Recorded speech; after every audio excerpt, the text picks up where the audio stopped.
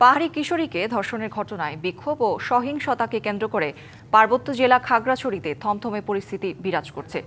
সদর উপজেলা ও পৌর এলাকায় ১৪৪ ধারা জারি রয়েছে। তবে অবরোধ শিথিল করায় স্বস্তি ফিরে এসেছে জনজীবনে। এদিকে প্রতিবেশী দেশ ও ফ্যাসিবাদের দোসরদের ইন্ধনে খাগড়াছড়িতে অস্থিরতা হচ্ছে বলে দাবি করেছেন স্বরাষ্ট্র উপদেষ্টা।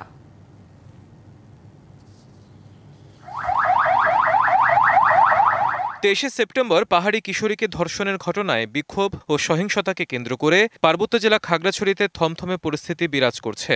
পরিস্থিতি মোকাবিলায় গুইমারা ও সদর উপজেলায় চলছে অনির্দিষ্ট সময়ের ১৪৪ ধারা। বিধিনিষেধের মধ্যে রবিবার সকাল থেকে জুম্মত ছাত্র জনতার অবরোধে শহরতলিতে সব ধরনের যান চলাচল বন্ধ ছিল। ছেড়ে যায়নি দূরপাল্লার বাস। তবে সংঘর্ষে আহতদের চিকিৎসা ও নিহতদের সৎকার কাজের সুবিধার্থে দুপুর ১২টা থেকে সড়ক অবরোধ শিথিলের পর জনজীবনে স্বস্তি ফিরেছে। ওয়ালটন এখন দেশের সীমানা পেরিয়ে পৌঁছে গিয়েছে ৫০টিরও বেশি দেশে। ওয়ালটন, ঘরে ঘরে, বিশ্বজুড়ে।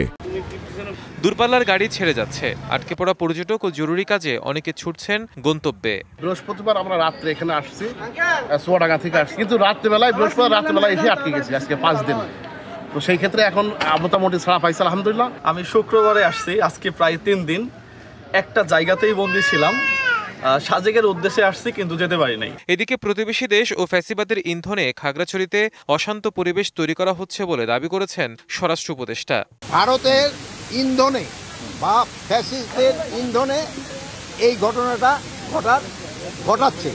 তা আমরা এটা যেন ঘটাতে না পারে এই জন্য আমরা আমাদের সর্বাত্মক ব্যবস্থা নিচ্ছি। পার্বত্য চট্টগ্রামের যে উপদেষ্টা উনি ওই জায়গায় আছেন, উনি এই জিনিসটাও দেখতেছেন। এখন পরিস্থিতি মোটামুটি সন্তোষজনক অবস্থায় আছে। জেলা জুড়ে নিরাপত্তা ব্যবস্থা জোরদার করা হলেও এখনও আতঙ্ক কাটেনি। DBC news desk.